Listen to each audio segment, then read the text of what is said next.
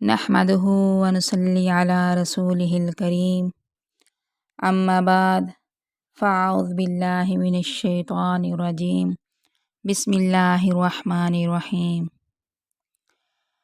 آج تفسیر القرآن سورۃ بقرہ کی آیت نمبر 26 سے ہمارا سبق شروع ہو رہا ہے۔ بسم اللہ الرحمن الرحیم۔ ان اللہ لا یستحیی ان یضرب مثلا ما بعوضۃ فما فوقها۔ بے شک اللہ تعالیٰ نہیں شرماتا یہ کہ وہ بیان کرے کوئی مثال کسی خواہ مچھر کی ہو یا اس سے بھی ہلکی چیز کی ہو۔ ایمان والے تو اسے اپنے رب کی جانب سے صحیح سمجھتے ہیں، اور کفار کہتے ہیں کہ اس مثال سے اللہ نے کیا مراد لی ہے۔ اس کے ذریعے اللہ تعالیٰ بہت سے لوگوں کو گمراہ کرتا ہے۔ کس کے ذریعے؟ اس مثال کے ذریعے۔ اس مثال کے ذریعے اللہ تعالیٰ بہت سے لوگوں کو گمراہ کرتا ہے اور بہت سے لوگوں کو راہ راست پر لاتا ہے۔ تو گمراہ وہ لوگ ہی ہوتے ہیں جو فاسق اور نافرمان ہیں۔ وما یضل، اور نہیں وہ گمراہ کرتا بھی اس کے ذریعے۔ کس کے ذریعے؟ اس مثال کے ذریعے الا الفاسقین، مگر نافرمانوں کو۔ جب اللہ تعالیٰ نے دلائل قاطعہ سے قرآن کا معجزہ ہونا ثابت کر دیا تو کفار نے ایک دوسرے طریقے سے معارضہ کر دیا، اور وہ یہ کہ اگر یہ کلام الہی ہوتا تو اتنی عظیم ذات کے نازل کردہ کلام میں چھوٹی چھوٹی چیزوں کی مثال نہ ہوتی۔ اللہ تعالیٰ نے اس کے جواب میں فرمایا کہ بات کو واضح کرنے کے لیے اور کسی حکمت بالغہ کے پیش نظر تمثیلات یعنی مثالوں کا بیان کرنے میں کوئی حرج نہیں ہے۔ یعنی کسی بات کو واضح کرنا اور اس کی حکمت تک پہنچنا، کسی حکمت بالغہ کے پیش نظر۔ کیا مطلب؟ کہ یعنی کسی حکمت تک پہنچنے کے لیے مثالوں کا بیان کرنے میں کسی چیز کا حرج نہیں ہے، اس لیے اس میں کوئی حیا اور حجاب بھی نہیں ہے۔ فوقہا، جو مچھر کے اوپر ہو، یعنی پر یا بازو۔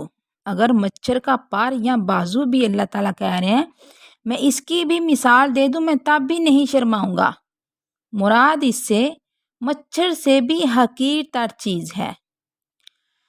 یا فوقو کے معنی اس سے بڑھ کر بھی ہو سکتے ہیں، کہ اللہ تعالیٰ کہہ رہے ہیں کہ مچھر کے پر یا بازو سے بڑھ کر بھی اگر ہلکی کوئی حقیر چیز ہو تو میں اس کی بھی مثال دینے سے نہیں شرماؤں گا۔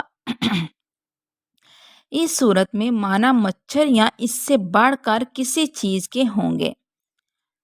کیا ہوں گے معنی اس کے؟ مَثَلًا بَعُوضَةً فَمَا فَوْقَهَا، کہ اللہ تعالیٰ کہہ رہے ہیں بے شک اللہ تعالیٰ نہیں وہ شرماتا یہ کہ وہ بیان کرے کوئی مثال مچھر کی، پس جو اس سے بڑھ کر ہو، جو اس سے بڑھ کر بھی ہو، اللہ تعالیٰ اس کی مثال دینے سے بھی نہیں شرمائیں گے۔ تو فوقہا اس کا مفہوم سمجھ میں آپ کو آ گیا ہے۔ اللہ کی بیان کردہ مثالوں سے اہل ایمان کے ایمان میں اضافہ اور اہل کفر کے کفر میں اضافہ ہوتا ہے۔ اللہ تعالیٰ کہہ رہے ہیں نا کہ وَأَمَّا الَّذِينَ كَفَرُوا، اور بہرحال وہ لوگ جنہوں نے کفر کیا وہ کہتے ہیں کہ ماذا اراد اللہ، اللہ نے کیا ارادہ کیا ہے اس مثال کے ساتھ۔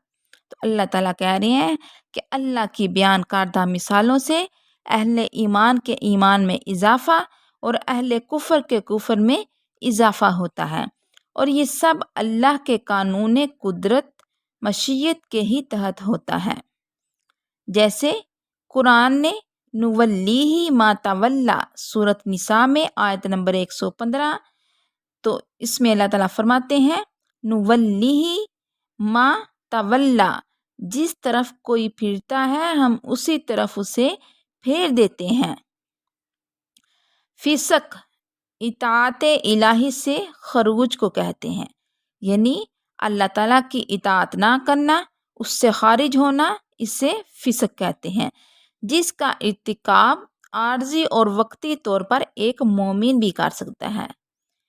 عارضی اور وقتی طور پر ایک مومن بھی کر سکتا ہے، جیسے اللہ کے کسی حکم کو توڑنا، اللہ کے کسی حکم کو نہ ماننا، تو وہ اللہ کے اطاعت سے باہر ہو جاتا ہے، تو وہ فسق ہو جاتا ہے۔ تو عارضی اور وقتی طور پر ایک مومن بھی کر سکتا ہے، لیکن اس آیت میں فسق سے مراد اطاعت کلی خروج یعنی کفر ہے۔ اس آیت میں اللہ تعالیٰ فسق سے مراد کیا لے رہے ہیں کہ کلی طور پر، مکمل طور پر وہ اطاعت الہی سے خروج یعنی کفر میں وہ انسان داخل ہے۔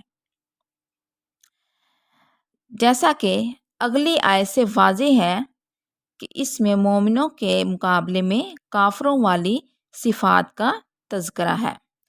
الذین ینقضون عہد اللہ من بعد میثاقہ، وہ لوگ جو توڑتے ہیں اللہ کے عہد کو اس کے پکا ہونے کے بعد، اور وہ کاٹتے ہیں جو حکم دے اللہ تعالیٰ اس کے ذریعے، یہ کہ وہ ملائیں اور وہ فساد کرتے ہیں زمین میں، یہی لوگ ہیں خسارے میں رہنے والے۔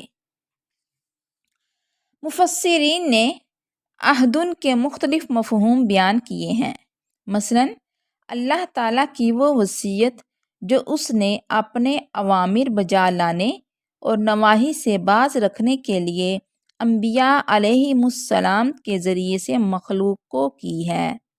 وہ وصیت جو اللہ پاک نے اپنے انبیاء علیہ السلام کے ذریعے مخلوق تک پہنچائی ہے کہ امر بالمعروف کریں اور نہی عن المنکر سے باز رہیں۔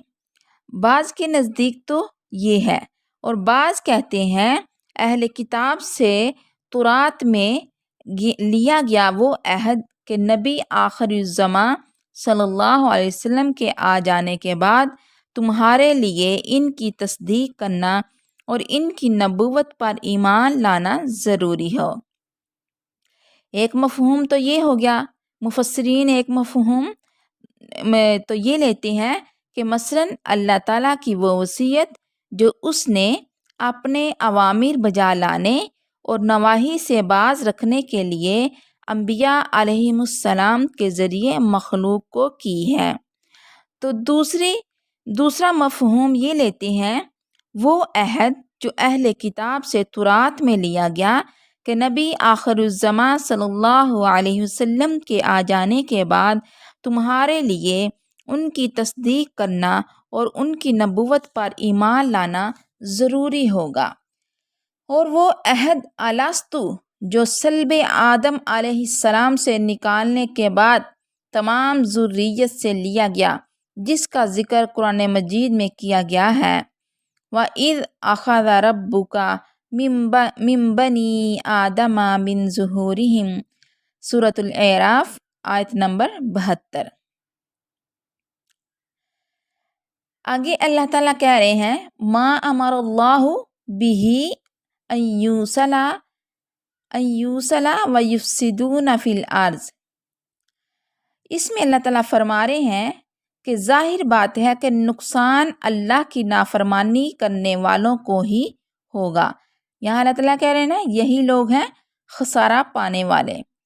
تو اللہ تعالیٰ یہاں سے یہ بات ظاہر کر رہے ہیں کہ نقصان اٹھانے والے وہی لوگ ہوں گے جو اللہ کی نافرمانی کرنے والے ہیں۔ اللہ کا یا اس کے پیغمبروں اور داعیوں کا کچھ نہ بگڑے گا۔ اللہ تعالیٰ اپنے پیغمبروں اور اپنے بلانے والوں کو جو اللہ کے رستے کی طرف بلاتے ہیں، جو اللہ کے لیے اللہ کی دین کو پھیلاتے ہیں، اللہ کا دین لے کر دنیا میں چلتے ہیں، اللہ تعالیٰ کہہ رہے ہیں میرے ان بندوں کا کچھ بھی نہیں بگڑے گا، بلکہ جو اللہ کی نافرمانی کرتے ہیں صرف انہی لوگوں کو نقصان ہوگا۔ کیف تکفرون باللہ وکنتم امواتا فاحیاکم، کیسے تم کفر کرتے ہو اللہ کے ساتھ، کیسے تم انکار کرتے ہو یا کفر کرتے ہو اللہ کے ساتھ، اور تھے تم وکنتم، اور تھے تم مردہ، پس زندہ کیا تم کو، پھر وہ مارے گا تم کو، پھر وہ زندہ کرے گا تم کو، ثم الیہ ترجعون، پھر اسی کی طرف لٹائے جاؤ گے۔ تو اس آیت مبارکہ میں 2 موتوں اور 2 زندگیوں کا تذکرہ ہے۔ اللہ تعالیٰ کہہ رہے ہیں نا کہ کیسے تم انکار کرتے ہو اللہ کا، تھے تم مردہ بس زندہ کیا تم کو۔ یہاں بھی اللہ تعالیٰ پہلے مردہ بتا رہے ہیں، پھر زندہ بتا رہے ہیں، پھر آگے اللہ تعالیٰ کہہ رہے ہیں پھر وہ مارے گا تم کو، پھر وہ زندہ کرے گا تم کو۔ تو 2 دفعہ اللہ تعالیٰ نے موتوں کا ذکر کیا اور 2 دفعہ زندگی کا ذکر کیا۔ تو پہلی موت سے مراد وہ ہے، یعنی کہ جب ہمارا کوئی نام و نشان ہی نہیں تھا، ہمارا کوئی نام و نشان ہی نہیں تھا، اور پہلی زندگی ماں کے پیٹ سے نکل کر موت سے ہمکنار ہونے تک ہے۔ سمجھ آئی کہ جب ہمارا کوئی نام و نشان نہیں تھا، ایک تو یہ امواتن، یہ اس طرف اشارہ ہے۔ تو آگے فاحیاکم، تو یہ زندگی جو ہے ماں کے پیٹ سے نکل کر موت سے ہمکنار ہونے تک یہ زندگی مراد ہے۔ آگے پھر موت آ جائے گی اور پھر آخرت کی زندگی دوسری زندگی ہوگی، جس کا انکار کفار اور منکرین قیامت کرتے ہیں۔ کچھ لوگ اس کا انکار کرتے ہیں اور کچھ لوگ نہیں کرتے۔ هو الذی خلق لکم ما فی الارض جمیعا، وہی ذات پاک ہے جس نے پیدا کیا تمہارے لیے جو کچھ زمین میں ہے سارے کا سارا۔ ثم استوى الی السماء، پھر ارادہ کیا اس نے آسمان کی طرف، فسواہن، پس برابر کر دیا 7 آسمان کو، اور وہ ہر چیز پر قادر ہے۔ اس آیت مبارکہ میں اللہ تعالیٰ یہ فرما رہے ہیں، بعض سلف امت نے اس کا ترجمہ یہ کیا ہے پھر آسمان کی طرف چڑھ گیا۔ اس سے کیا مراد لیا ہے کہ اللہ تعالیٰ کا آسمانوں کے اوپر عرش پر چڑھنا اور خاص خاص مواقع پر آسمان دنیا پر نزول اللہ تعالیٰ کی صفات میں سے ہے، جن پر اسی طرح بغیر تعویل کے ایمان رکھنا ضروری ہے، جس طرح قرآن و احادیث میں بیان کیا گیا ہے۔ تو اللہ تعالیٰ کا آسمان کی طرف چڑھنا اور خاص خاص مواقع پر آسمان دنیا پر نزول، یعنی جس طرح کہتے ہیں کہ اللہ تعالیٰ تہجد کے وقت دنیا کے آسمان، پہلے آسمان پر آتے ہیں، تو یہ دنیا کا آسمان ہے نا، دنیا کا پہلا آسمان۔ تو کہہ رہے ہیں کہ اللہ تعالیٰ کا آسمانوں کے اوپر عرش پر چڑھنا اور خاص خاص مواقع پر آسمان دنیا پر نازل ہونا اللہ کی صفات میں سے ہے، جس پر ہم بغیر تعویل کے، یعنی کسی سوال پر شک و شبہات کے بغیر اللہ تعالیٰ کے اس آنے جانے کو، ہم نے اللہ تعالیٰ کی اس صفات کو ہم نے ماننا ہے، ہم نے اس پر ایمان رکھنا ہے، کسی تعویل کے بغیر اللہ تعالیٰ کی اس آنے جانے کو اللہ کی صفات میں سے جاننا ہے اور اس پر ایمان رکھنا ہے۔ آگے اللہ تعالیٰ فرما رہے ہیں، اس سے ایک تو یہ معلوم ہوا کہ آسمان ایک حسی وجود اور حقیقت ہے، محض بلندی کو سما سے تعبیر نہیں کیا گیا، کیونکہ بعض لوگ کہتے ہیں کہ آسمان نہیں ہے بلکہ یہ بلند ہونے کی وجہ سے تو یہ اس کا رنگ جو ہے وہ ایسا ہو گیا ہے آسمانی، یعنی ایسا رنگ بن گیا ہے نیلا نیلا، ویسے آسمان نہیں ہے۔ تو اس کہہ رہے ہیں، تو اس سے یہ معلوم ہوا کہ آسمان ایک حسی وجود اور حقیقت ہے، محض بلندی کو سما سے تعبیر نہیں کیا گیا۔ دوسری بات یہ معلوم ہوئی کہ ان کی تعداد 7 ہے اور حدیث کے مطابق 2 آسمانوں کے درمیان 500 سال کی مسافت ہے۔ حدیث میں آتا ہے کہ 2 آسمانوں کے درمیان 500 سال کی مسافت ہے، اور زمین کی بابت قرآن کریم میں آتا ہے وَمِنَ الْأَرْضِ مِثْلَهُنَّ، یہ سورۃ طلاق آیت نمبر 12 ہے، اور زمین بھی آسمان کی طرح ہے، آسمان کی مثل ہے۔ قرآن پاک میں بیان کیا گیا کہ آسمان کی مثل زمین بھی ہے، اس سے زمین کی تعداد بھی 7 ہی معلوم ہوتی ہے۔ تو اس سے کیا پتہ چلا کہ زمین میں بھی 7 ہیں اور آسمان بھی 7 ہیں۔ تو اللہ تعالیٰ فرما رہے ہیں کہ اس آیت سے یہ بھی معلوم ہوتا ہے کہ آسمان سے پہلے زمین کی تخلیق ہوئی ہے، لیکن سورۃ نازعات میں آسمان کے ذکر کے بعد فرمایا گیا وَالْأَرْضَ بَعْدَ ذَلِكَ دَحَاهَا، زمین کو اس کے بعد بچھایا۔ اس کی توجیہ یہ کی گئی ہے کہ تخلیق پہلے زمین ہی کوئی ہوئی تھی، اور دحون صاف اور ہموار کر کے بچھانا ہے۔